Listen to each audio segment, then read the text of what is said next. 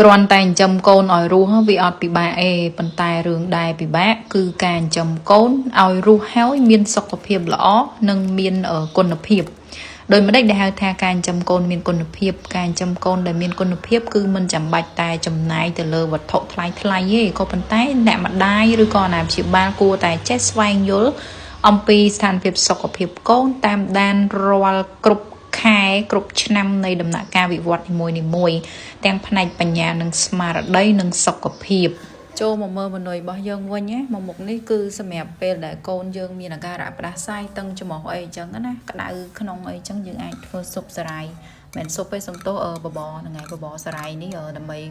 បើសុខភាពគាត់បានហើយបបរនេះញ៉ាំបានពី6ខែឡើងគ្រាន់ថាអូន6ខែកុំប្រើគ្រឿងទេសដូចខ្ញុំមិញហើយគ្រឿងទេសដែលខ្ញុំប្រើមិញហ្នឹងអត់មានអីទេមានតែម្សៅស៊ុបបន្លែហើយនិងម្សៅស៊ុបសាច់មាន់ដែលសម្រាប់អូនមកខូបឡើងញ៉ាំបានណាហ្នឹងហើយ6ខែឡើងយើងកិនទៅកិនលបែឲ្យម៉ត់តែប៉ុណ្្នឹងទៅបាន